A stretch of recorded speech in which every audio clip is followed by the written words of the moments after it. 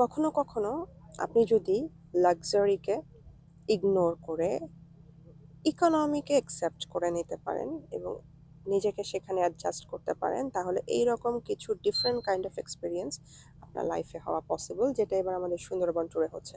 আমরা একটা ছোট্ট খালের ভিতর দিয়ে যাচ্ছি, কারণ আমরা হচ্ছে একটা ছোট একটা শিপ নিয়েছিলাম, যেটা বড় বড় শিপগুলো বঙ্গোপসাগর দিয়ে চলে গিয়েছে, অলরেডি কটকাতে পৌঁছে গেছে। কিন্তু আমি একটু শিপের সামনের জায়গাটা দেখাচ্ছি। এই যে যে আকাশে তারারা দেখা যাচ্ছে। তো আমরা এইরকম একটা খাল ক্রস করছি এবং দুই পাশটা দেখতেই পাচ্ছেন, এই যে বাম সাইড ডান সাইড মাঝখানে অল্প একটু জায়গা, সেই জায়গা কেটে কেটে আমরা সামনের দিকে আগাচ্ছি। এবং হ্যাঁ, কীটপতঙ্গের আওয়াজ শুনতে পাচ্ছি। ওই যে চুপচাপ থাকলে কথা মানে আওয়াজগুলো আরো বেশি করে শোনা যায়। এই যে মাত্র হলো, গোলপাতা গাছ আছে। কোত্থেকে আসতেছে? এই যে শিপের উপরে, এই যে শিপ যিনি চালাচ্ছেন উনি, ওই যে চাঁদ, চাঁদ মামাটা একটু দেখে নেই আমরা।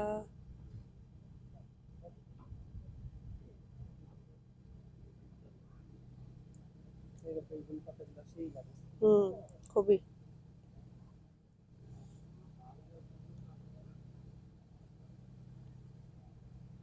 দারুণ লাগতেছে বাবু, ঠিক বলছো না? হ্যাঁ, এটা একটা একদমই ডিফারেন্ট কাইন্ড অফ এক্সপিরিয়েন্স।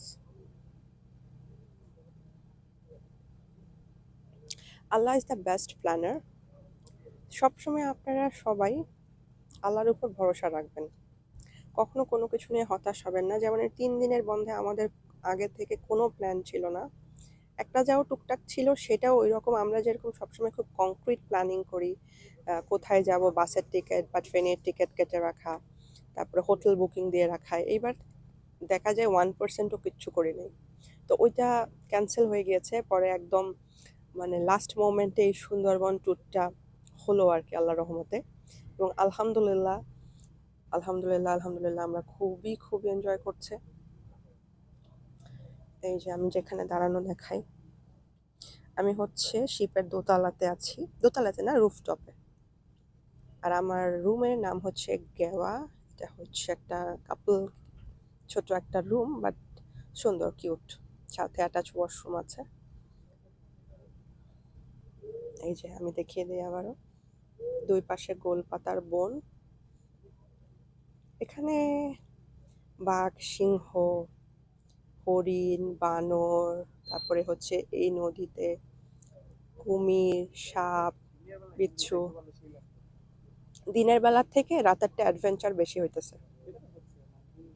দিনেও আমরা গিয়েছি, দিনেও আমরা গিয়েছি কাছ দিয়ে কাছ দিয়ে।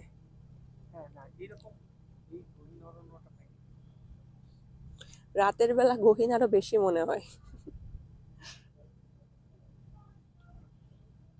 অলমোস্ট মনে হয় শেষের দিকে।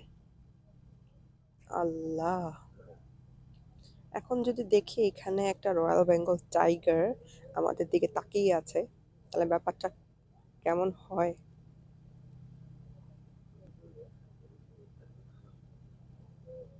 প্রকৃতি কি অসীম সুন্দর। এই যে এত বিশাল বন, একদম ওয়ার্ল্ডের মধ্যে লার্জেস্ট ম্যানগ্রোভ ফরেস্ট।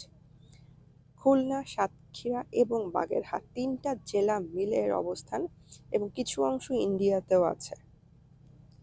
এই যে আমি একদম পারফেক্টলি ক্যাপচার করতে পারতেছি এই মুহূর্তে। বাবু, একটা সাউন্ড শুনতেছো? এটা কিসের? হ্যাঁ, আমারও তাই মনে হচ্ছে। নাকি বাতাস গাছের সাথে বাড়ি খাচ্ছে দেখে? পুরাই তো ঝর্ণার মতো লাগতেছে।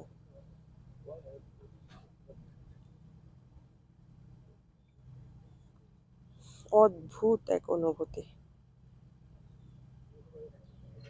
বাংলাদেশ যারা এখনো দেখেননি, নিজের দেশকে চেনা শুরু করে দেন। কম বাজেটের মধ্যেও সুন্দরবন ট্যুর করা পসিবল, যেটা আমরা এবার করছি। যে কোনো রকমের সাজেশন লাগলে আপনারা আমাদের রেজান আলম স্টোরি পেজে নক করতে পারেন। সবসময় যে এক্সপেন্সিভ বা লাক্সারিতেই আপনাকে যেতে হবে, নট নেসেসারিলি।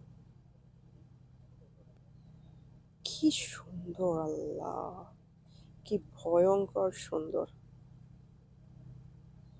এখানে কত শত প্রাণী, কীট পতঙ্গ, পশু পাখির আস্তানা। আমরা ঠিক তার পাশ দিয়েই যাচ্ছি, কিন্তু তাদের এটাতে কোনো মাথা ব্যথা নেই। তারা তাদের মতন খাচ্ছে, ঘুমাচ্ছে, তাদের জীবন অতিবাহিত করছে।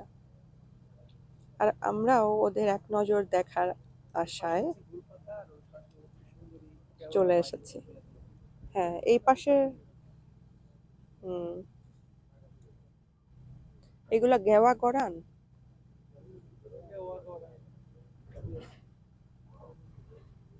কি জানি একটা উড়ে গেল পাখি।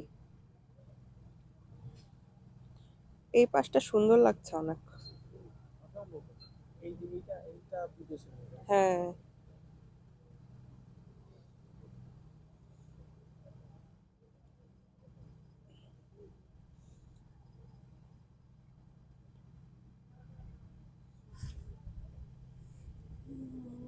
এই যে এখান থেকে লাইট দেওয়া হচ্ছে।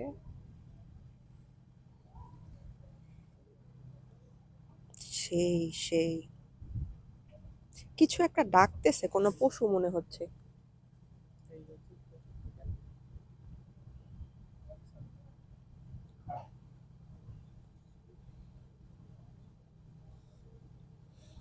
এই হচ্ছে আমার দেশ, বাংলাদেশের সুন্দরবন। আল্লাহ হাফেজ।